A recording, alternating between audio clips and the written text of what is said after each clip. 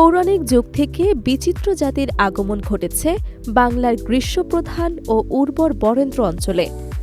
গড়ে ওঠে সমৃদ্ধশালী রাজ্য, দুর্গ, সংখ্যারাম, মঠ, মন্দির, বিহার বা বিশ্ববিদ্যালয়। সময়ের বিবর্তনে সেগুলো আজ হয়তো ধ্বংসস্তূপ, কিন্তু তার স্মারক বিদ্যমান। বাংলার সমৃদ্ধশালী ঐতিহ্যর তেমনই এক স্মারক পাহাড়পুর বৌদ্ধবিহার বা সোমপুর মহাবিহার। সংস্কৃত ভাষায় সোমপুর অর্থ চাঁদের শহর। সেই কারণে ইউনেস্কো ঘোষিত বিশ্ব ঐতিহ্য পাহাড়পুর বিহার সংলগ্ন এলাকাকে একসময়ের চাঁদের শহর হিসেবেও আখ্যায়িত করা হতো। নওগাঁর বদলগাছি উপজেলায় অবস্থিত পাহাড়পুর বৌদ্ধবিহারকে বলা হয় অষ্টাদশ শতকে নির্মিত দক্ষিণ হিমালয়ের সবচেয়ে বড় বৌদ্ধবিহার। ইতিহাসবিদদের মতে আয়তনে পাহাড়পুরের সঙ্গে তুলনা হতে পারে কেবল ভারতের নালন্দা মহাবিহারের। শুধু ভারতীয় উপমহাদেশ নয়, বরং চীন, তিব্বত ও দক্ষিণ পূর্ব এশিয়ার বিভিন্ন স্থান থেকে বৌদ্ধরা এখানে আসতেন জ্ঞান অর্জন করতে। ইতিহাস মতে পাল বংশীয় দ্বিতীয় রাজা ধর্মপাল 770 সাল থেকে 810 সালে এই বিহার ও মন্দির নির্মাণ করেন। আমরা কোচিং সেন্টার থেকে পিকনিক উদযাপনের উপলক্ষে আজকে শিক্ষা সফর এখানে আসছি।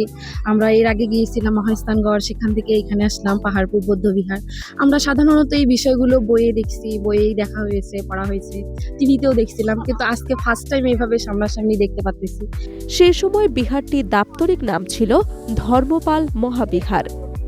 শতাব্দীর পর শতাব্দী এই ধ্বংসাবশেষের ওপর ধুলোবালি এবং মাটি জমে একসময় তা বিশাল আকৃতির পাহাড়ের আকার ধারণ করে। এভাবেই এই স্থানের নাম হয়েছে পাহাড়পুর। 1879 সালে ইংরেজ প্রত্নতত্ত্ববিদ স্যার আলেকজান্ডার কানিংহাম এই বিশাল স্থাপনাটি আবিষ্কার করেন। তবে এর পূর্ণাঙ্গ খনন কাজ শুরু হয় 1920-এর দশকে। সে সময় বি.এন. দত্ত এবং আর.ডি. ব্যানার্জির তত্ত্বাবধানে এখানকার মূল বিহারের প্রত্নতাত্ত্বিক খনন ও উদ্ধার কাজ শুরু হয়।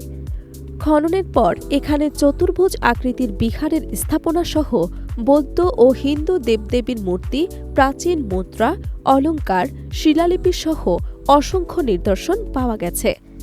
1985 সালে ইউনেস্কো এই স্থানকে বিশ্ব ঐতিহ্য হিসেবে স্বীকৃতি দেয়।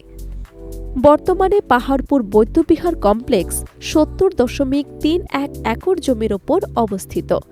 ধারণা করা হয় প্রাচীনকালে এর আয়তন আরও বড় ছিল।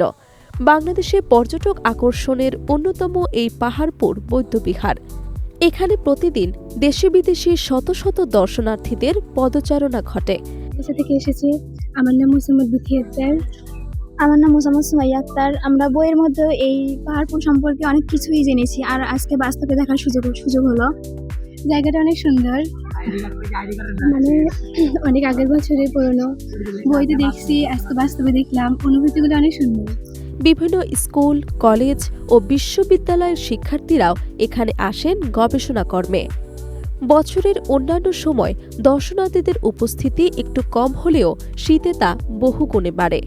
বৌদ্ধবিহার ওয়ার্ল্ড হেরিটেজ সাইট, ইউনেস্কো ঘোষিত বিশ্ব ঐতিহ্যের তালিকাভুক্ত একটি প্রত্নস্থল। প্রতি বছর কয়েক লক্ষ দর্শনার্থী পাহাড়পুর বৌদ্ধবিহার ঘুরতে আসেন। আমরা পাহাড়পুর জাদুঘরের পক্ষ থেকে দর্শনার্থীদের নিরাপত্তা থেকে শুরু করে যাবতীয় বিষয়গুলো দেখভাল করে থাকি। আপনারা দেখবেন যে শীতকালীন সময়ে দর্শনার্থীদের ভিড় স্বাভাবিক সময় চেয়ে বেশি থাকে, যেটি আপনারা হয়তো আজকে লক্ষ্য করেছেন।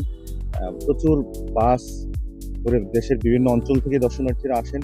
এর মধ্যে বহু বিদেশি দর্শনার্থীরা এসে থাকেন। দর্শনার্থীদের নিরাপত্তার জন্য এখানে পুলিশের একাধিক ইউনিট কাজ করে, সার্বক্ষণিক ব্যাটালিয়ন আনসারদের একটি ইউনিট কাজ করে, এবং আমাদের পাহাড়পুর জাদুঘরের আমরা সিভিলও নিরাপত্তার দায়িত্বে আমাদের অনেকেই সার্বক্ষণিক নিয়োজিত থাকেন। তবে পর্যটন অবকাঠামোর ঘাটতি, আবাসন সংকট, গাইডের অভাব ও মানসম্মত রেস্টুরেন্ট না থাকায় দেশি বিদেশি ভ্রমণকারীরা বারবার এখানে এসে ভোগান্তির শিকার হন।